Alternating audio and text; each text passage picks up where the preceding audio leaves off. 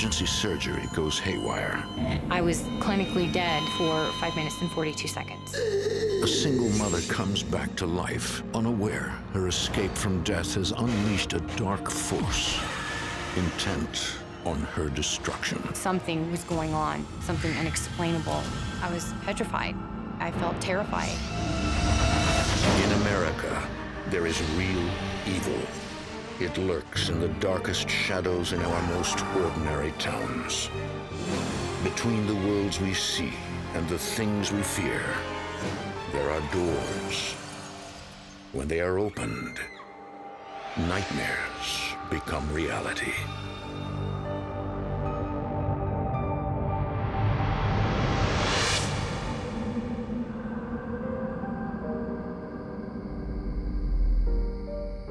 Lafayette, Indiana, 2005. Single mother Victoria Danyé works hard to provide a good life for her daughter, Anna. Can I sleep in your room tonight? No, sweetie. You have to stay in here with Mozart. He needs you. Mom, Yes, can we go to the park tomorrow? of course. Holding down a full-time job while finishing her master's in biology at Purdue University is not easy. But it seems life is good for the moment. But then, early one morning in June, a sudden attack of intense pain sends Victoria to a hospital for an emergency appendectomy. Before surgery, a nurse's mistake causes her to be overdosed with 2 powerful pain medications. Moments later, her heart stops.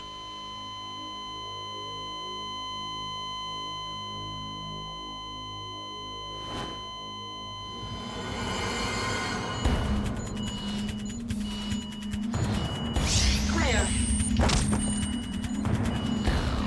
5 minutes and 42 seconds later, Discharge. Clear.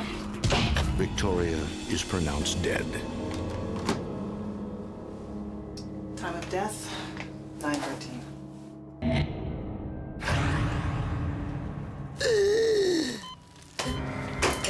Victoria? I was basically clinically dead for 5 minutes and 42 seconds. When I came to, I remember that they had me surrounded. Where am I? You're in the hospital.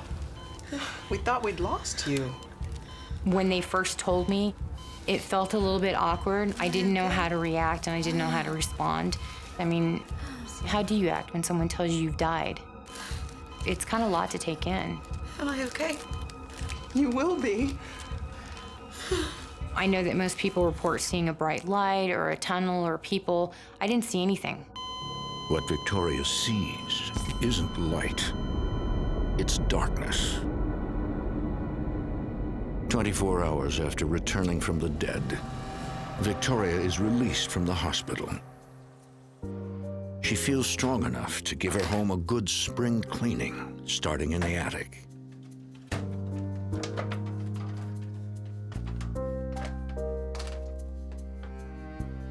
I happened to go all the way to the very end of the attic. There was like a little cubby, and I found 2 boxes there. When I opened up the first box, it looked like military uniforms and things like that.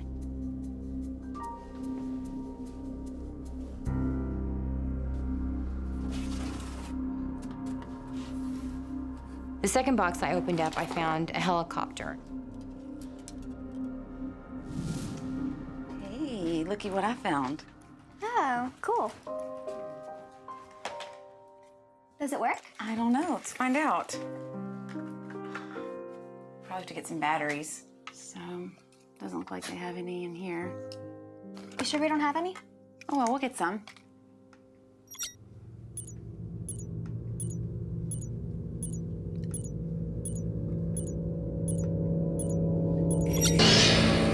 Out of the blue, the whole propeller just started going. It was going really, really fast. The lights started flashing off and on the helicopter. What is going on? So weird. There were no batteries. it couldn't work without batteries. We were both freaked out. I mean, what do? You're seeing something that in a normal mind you would think it shouldn't be happening, but it was happening.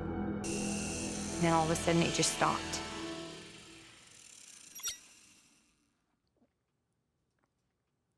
Are you sure there's no batteries in there? We just kind of sat there and took a couple of breaths, like thinking, okay, maybe we didn't see what we just thought we saw. This is empty. There's no batteries. I was trying to give some kind of a rationalization as to why it was doing what it was doing. There had to be a glitch somewhere mechanically that had caused it to do that. I'll be right back. Victoria contacts her landlord to ask where the helicopter and military uniforms came from. Maybe the previous tenant just left some boxes behind. She basically let me know that she had no idea who they belonged to. Well, what are we gonna do with it? Nothing. I just decided right then and there I was going to put it back in the box. I didn't want anything else to do with that. Who owned the items found in the attic? The answer remains a mystery. I put it back exactly where I found it and didn't touch it again after that.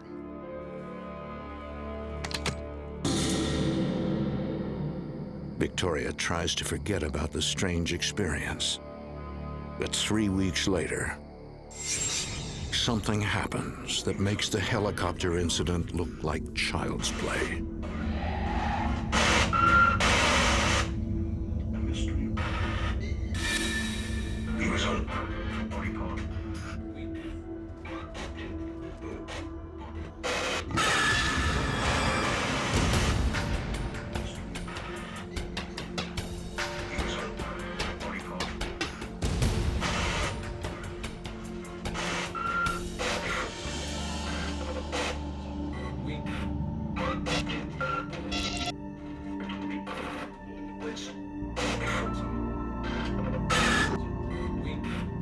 Mom? Mom? What's going on? It must be a power surge or something. It's nothing to worry about. Okay? Come on, let's go back to bed. When I went into my bedroom, within 5 minutes, it came back on and it did the exact same thing. When I went back into the living room, the TV shut off. I went back into my room and then it didn't do anything for the rest of the night. I swore it had to have been something electrical. I didn't really think much of it at that time. A toy with a mind of its own. A TV that turns on by itself. Could they just be power glitches? Or is there something else in the house? Later that night,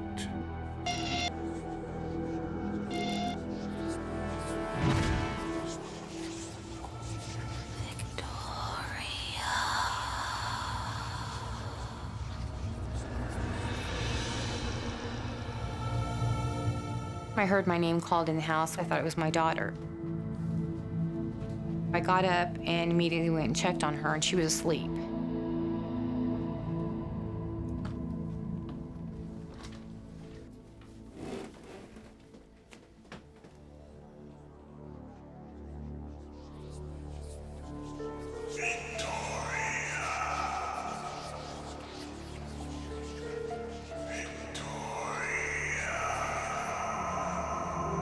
This time, I realized that it was a man's voice. It wasn't my daughter calling me. That really kind of sent me into shock because there was no man in my house. It was just my daughter and myself.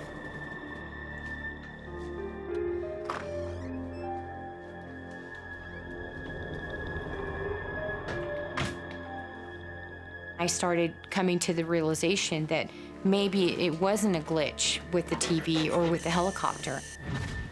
At that point, I felt like there was something in my house.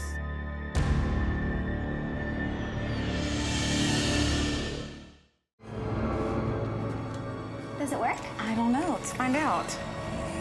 After a series of unexplainable events, Victoria Danyé fears that her house may be haunted. Hey, Mom, I'm fine. I have something I need to talk to you about. Victoria confides in her mother, Renee Perez.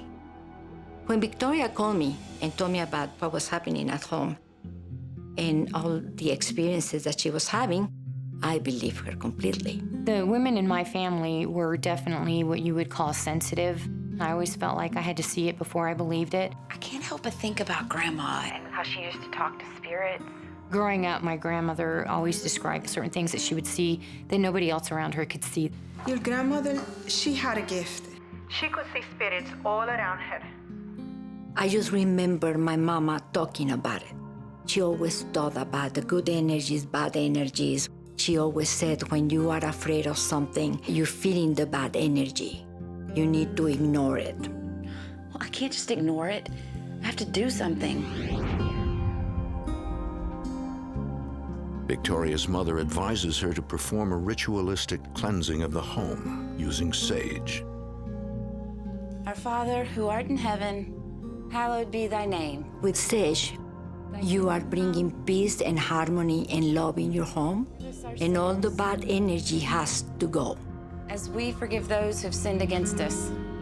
I followed her advice and I did everything that she told me to do. And lead us not into temptation, but deliver us from evil. Amen.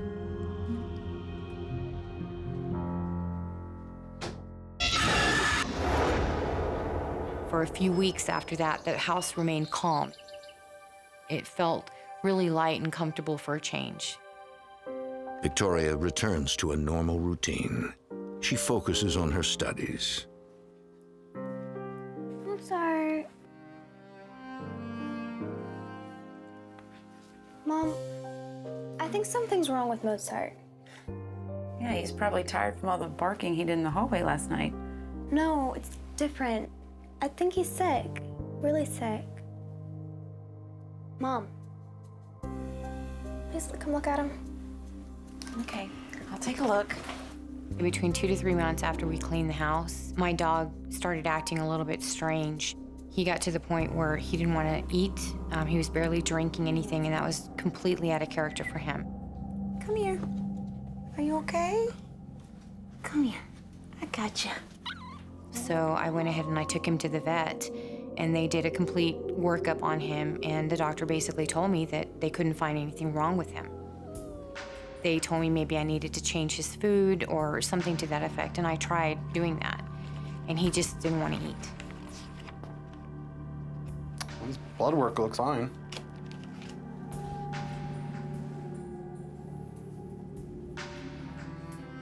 I took him back to the vet about 3 more times, and they couldn't find one specific thing wrong with him. All of his labs came back normal, and it was just horrible to watch him. Medically speaking, he's fine. But obviously he's not. Sorry, there's not much else I can do for you. He was howling in pain. They couldn't figure out what was wrong with him. I just felt like something had been attacking him. Maybe I had stirred something up by going into the attic. Maybe they were angry because I had touched something that didn't belong to me. Victoria believes there's a connection between the paranormal activity in her house and her dog's illness. But she is unable to protect her beloved pet. We didn't have a choice. We weren't going to make him suffer. And at that point, we decided that the best thing to do was to put him to sleep. But the pain does not stop with the passing of her dog. About a month and a half later, my cat started displaying the same symptoms. Is she gonna die? I don't know, honey. I don't know. I strongly felt that there was a connection. After we cleansed the house, all of a sudden it was almost like a retaliation, like telling me, you know what, you tried to get rid of me, but it's not working. I'm still here and I'm gonna show you. That's what I felt, and I was so angry. My dog had to be put down. My cat was not gonna get put down. Mom? That was the last straw. I wanted out. I just wanted out. we were leaving.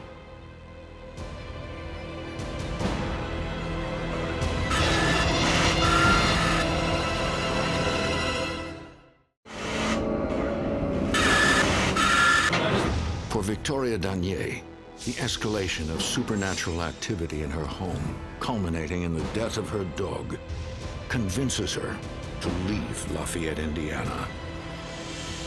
Victoria and her daughter Anna move to New Mexico, where they will live with Victoria's parents in a small community outside Santa Fe. She looks forward to leaving behind the trauma of her old life and making a fresh start in a seemingly safe place. I felt by making the move to New Mexico that everything would stay at the house and I could just start with a clean slate. It was pretty emotional welcome to know that I have her home and my granddaughter. We were together after being separated for such a long time. Lots and lots and lots of driving. Within a few weeks, Victoria finds a job as a lab technician at a hospital in Santa Fe.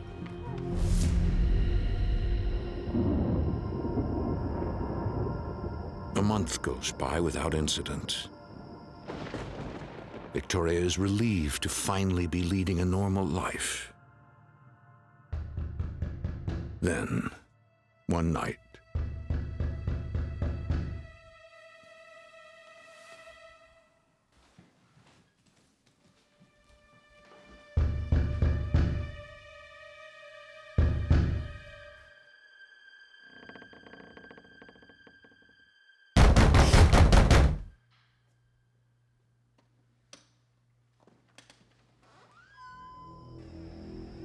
I knew what was going on.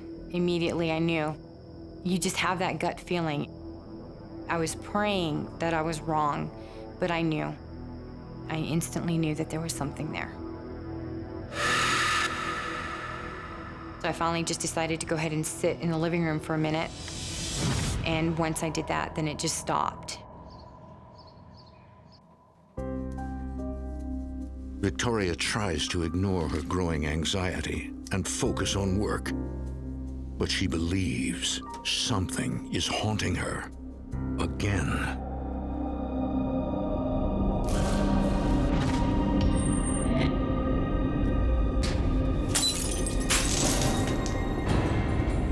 Are you okay? You're bleeding. Here, lean forward. I actually started my job in March. By October, I started having these really weird symptoms at work. By November, I started really, really getting sick to the point that I started having seizures. They ran all kinds of tests. They did MRIs, they did CAT scans. Every single test came back normal. They couldn't figure out what was going on. For a year, we were in and out of hospitals, to the point I was afraid that I was going to lose her. It just seemed like I was getting worse and worse. It kind of made me think, it's kind of weird, but I'm almost having the same symptoms that my dog was having. Back at home, Victoria struggles with her poor health and her fears.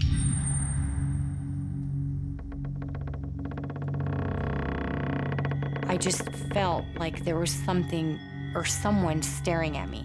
You just get that feeling that there's someone in the room with you.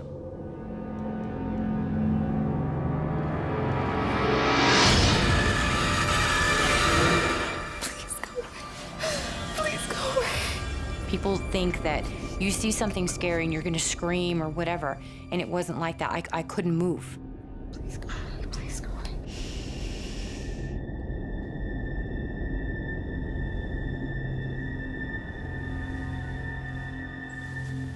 There was no doubt in my mind. I was fully awake. I was very coherent, and I knew it wasn't a figment of my imagination. I knew I wasn't dreaming. It was there. It was just as plain as day, and there was no confusing what I'd seen. Over the next month, Victoria's condition gets progressively worse. Good. Another deep breath. She suspects that her chronic illness might have a supernatural cause, but she keeps looking for a rational cure. I had a doctor that actually stated that my symptoms were leaning toward lupus. Has anybody ever talked to you about that possibility? I can give you some medicine, and I think you'll feel better. So they went ahead and started me on some medication, and eventually I somewhat had an improvement. Thank you. I went to a rheumatologist because they're the ones that actually classify you if you have lupus or not. And when he ran the test, he told me that I didn't have it. I was showing symptoms, but I didn't have it. So it was almost like a mystery diagnosis.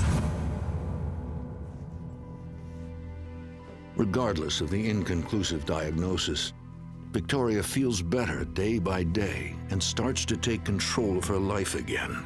It was like I went from 1 minute to barely walking to the next minute I'm up and around and walking and doing fine. But there is one change. Anna?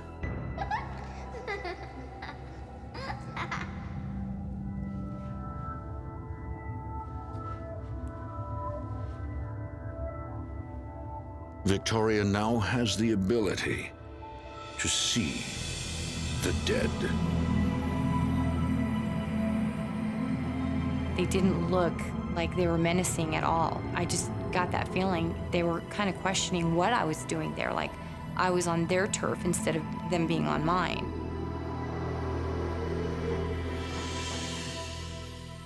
They had me on several medications at the time. I started researching the medicines to make sure that there wasn't any kind of side effect that would cause me to hallucinate or have bad dreams or things like that. But none of the medications I was taking had those kind of side effects. 3 nights later. I was getting up to go into the kitchen to get something to drink.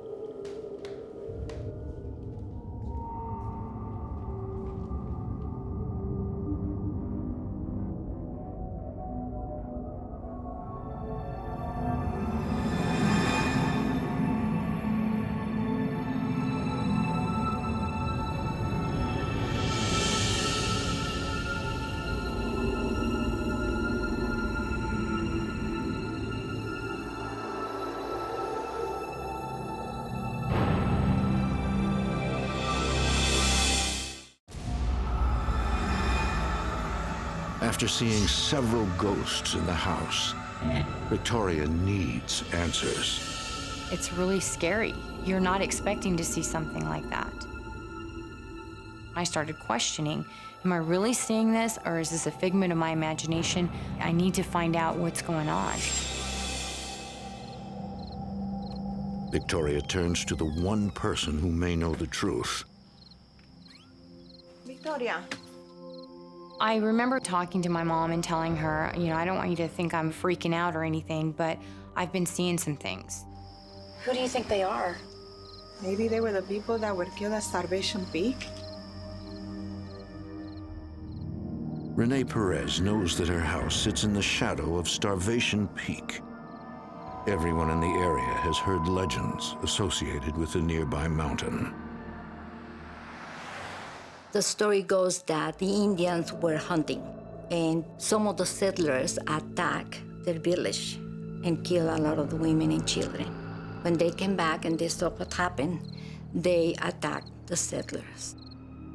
There was a peak that the settlers climbed up with wagon trails and everything, and the Indians followed them there. Anybody caught trying to leave the peak was killed. The rest of them were starved out, and that's how the name came about. Do you think these spirits were related to the massacre? Maybe. That's a lot of suffering for one place.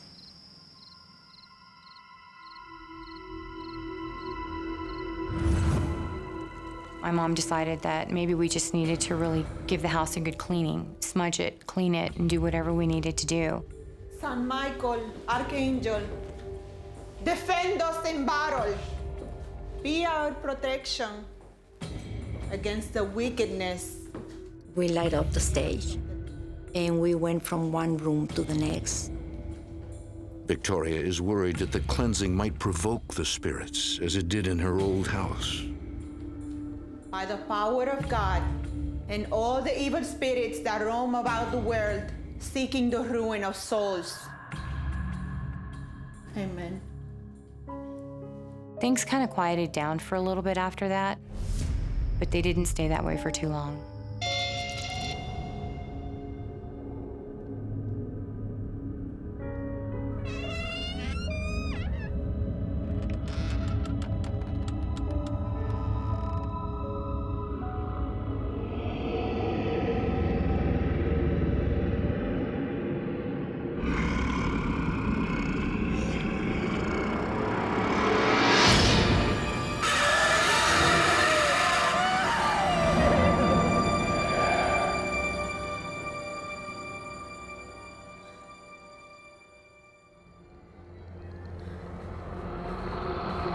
I was petrified.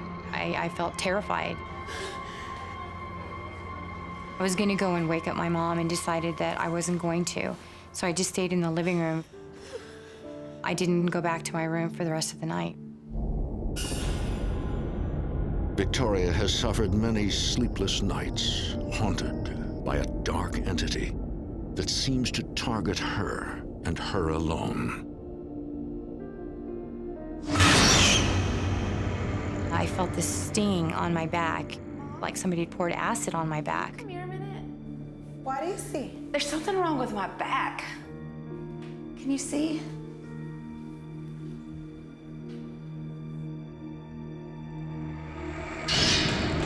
Oh my God! Starting from the back of my right shoulder all the way down to the middle of my back, I had these 3 long gashes. How did you get these marks? And I said, what happened? Because it was, too far. She couldn't reach it, with her hands. I felt so depressed at that moment because I knew that everything we tried up to that point was not working. Mom, the prayers didn't work. I felt defeated. That's what I felt. I felt defeated. It was winning.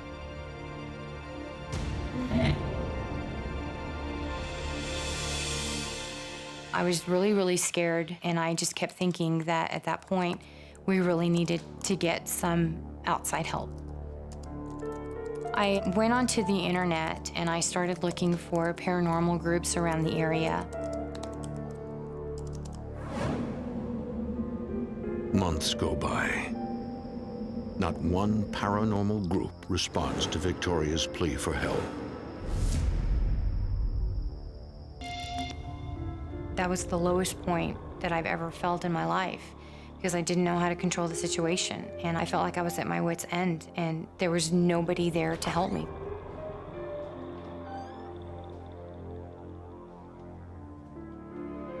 It's an awful feeling to be scared in your own house, and you feel like there's nothing you can do. Finally, Victoria finds a group willing to offer assistance. The investigators of Purple Sage Paranormal Society agree to meet with her at a hotel in Las Vegas, New Mexico. Hi, I'm Victoria. Roger Barton leads the group. We decided we needed to meet off-site. I could tell when she walked into the room, she was terrified.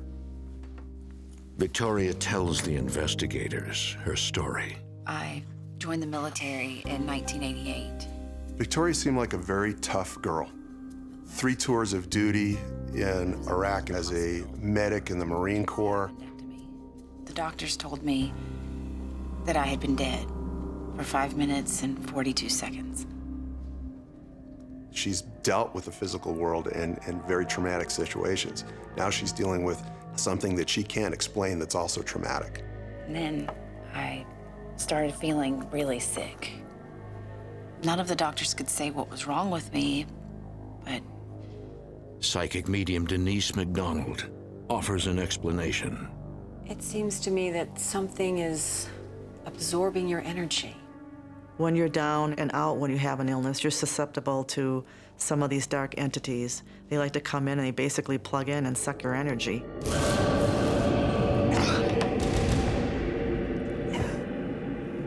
Excuse me. Suddenly, I'm not feeling very well. I felt the pressure on my chest. At first, I didn't understand what that was. Was that my feeling from an empathy standpoint? What Victoria's feeling?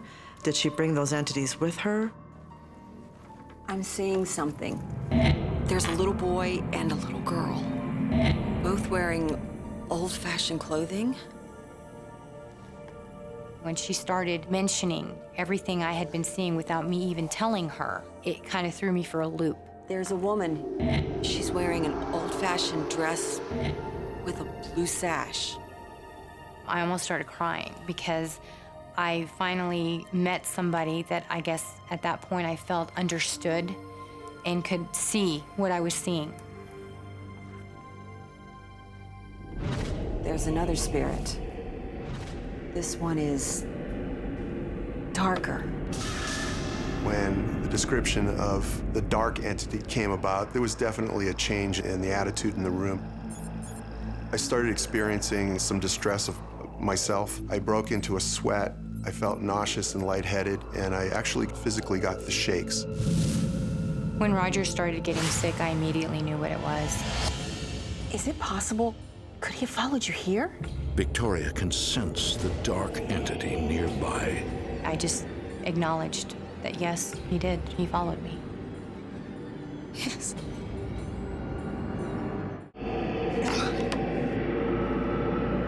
While meeting with Victoria Danyé, two members of the Purple Sage Paranormal Society suddenly fall ill. At the same time, group leader Roger Barton notices a spike in the reading on his electromagnetic field meter.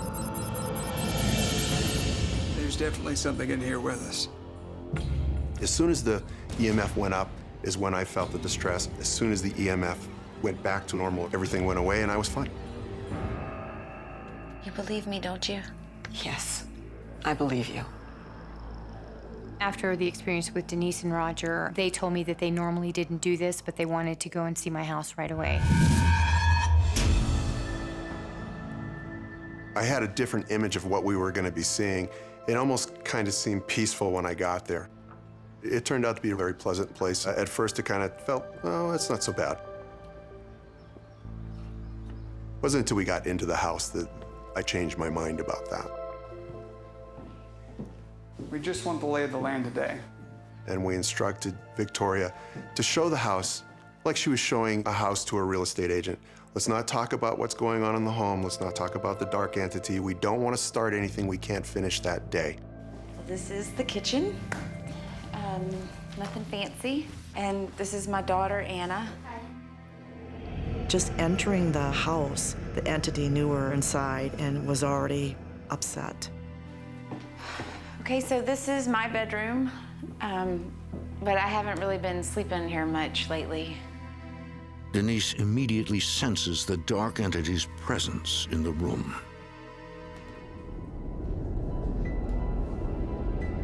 I felt his energy, his presence. I'm telling you, I'm downright scared.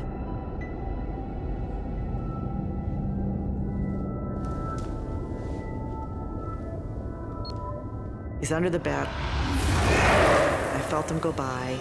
As I was standing there, I felt something pass by me. It was strange. It wasn't like the hair standing up on the back of your neck. It was much more dramatic than that. It was intense. It was an intense field of energy that moved across me. It moved from the bedroom to the bathroom. I immediately turned to the bathroom and took a picture. And what I saw in the viewfinder when the picture returned shocked me. I was looking straight with an entity in front of me. What was disturbing about it was that he had actually captured on film what I had been seeing. A few days later, Victoria sends her family away, and the investigators prepare to make contact with the dark entity. This may be the only way to defeat it. One of the things that we were thinking was happening is that this dark entity was actually feeding off of her energy and causing her health to be poorer than it should be. So we felt there was definitely an urgency to get back to the property and to see what we could do and relieve that situation completely. They begin the investigation in Victoria's parents' bedroom, believing it to be a safe area in the house. They plan to use a process called light source communication. Light source communication is the use of two small flashlights that twist on and off. We turn them to where they're just off, and put them on a stationary object. We're not holding them or touching them or anywhere near them. We back away from them and they're separate from us. The idea is that the entity has the strength to turn a flashlight on to answer a question. We want to know why you're here. Are you trying to hurt Victoria?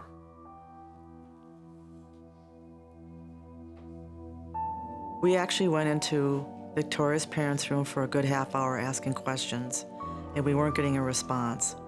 However, once again, it was good that there's an intuitive there with Victoria. She and I both sensed that it was in that room. There is no doubt.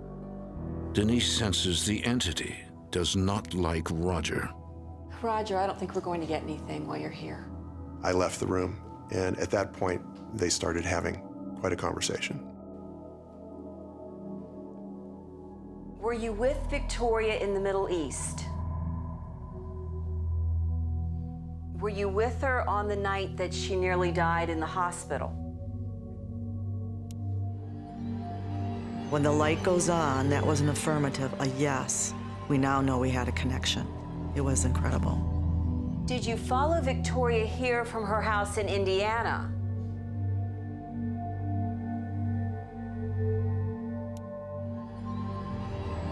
Did you follow her here from the other side? Her interpretation of the dark figure was that when I had died, I had picked up what they called a hitchhiker on the way back. I wasn't expecting to hear that if you've crossed over and come back, you have the potential to bring others with you. But just who or what did Victoria bring back with her? Denise, an intuitive medium, experiences emotions that tell her more about the spirit who is attempting to communicate. I felt, from an intuitive standpoint, that this was not a really good guy in life. He was angry in life. He did bad things in life. Can an entity who was evil in life now be controlled after death? Psychic and medium Denise McDonald has a vision of the dark entity tormenting Victoria as he was tormented in life. I think he could have died from a drive-by shooting. He was in some kind of drug activity. I believe that he came back on the heels of Victoria's passing, that he was down in some murky place, some very low vibrational, almost to the point of we're calling it purgatory. Nobody expects to die and come back.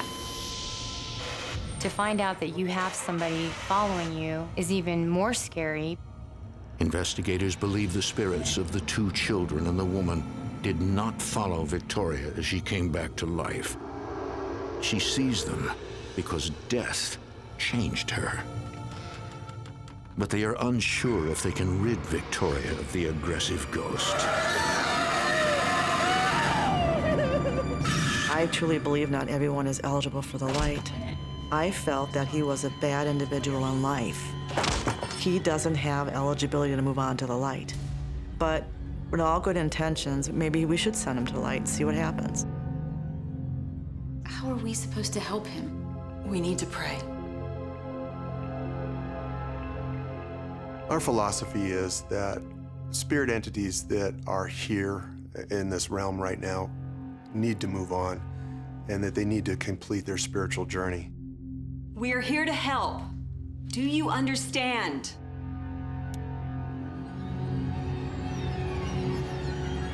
We're all going to pray for you. The prayer circle is usually the invocation, bringing on as much good energy as we could at this point to help him move on to wherever he needed to go. Are you ready? Let's join hands. We say a prayer, each one of us, and we bring on our own personal energy, whether it's our religion, our guides, whatever our moral compass is, to help evict or exorcise this entity from this environment. As we forgive those who've sinned against us. Amen. Can you see the light now?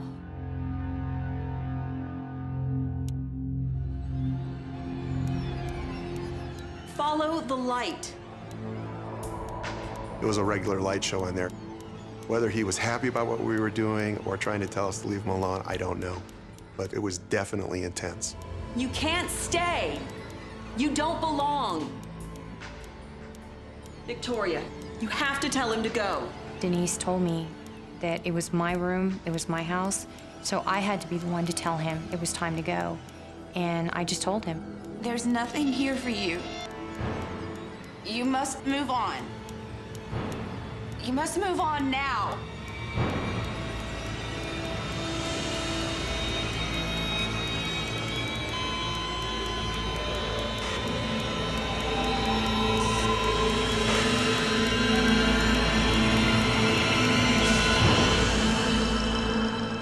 The minute she did that, it was like a switch got thrown.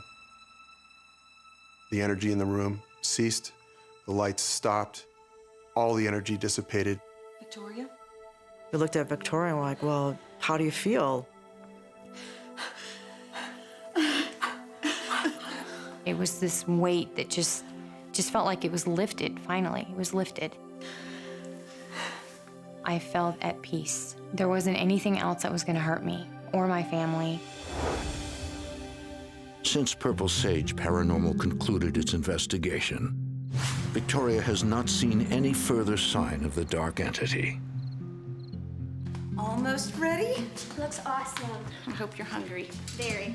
Hannah, go get your grandparents and tell them it's time to eat. But Victoria continues to see other spirits. The other ones could pretty much live collaboratively there. They were not individuals that were causing any difficulty. So you're always best served to leave those ones alone. Mom, Oh, you okay? yeah, honey, I'm fine. All right. Just to see the old Victoria back, it was a relief for me. Thank you for making lunch. Anytime. Have a seat.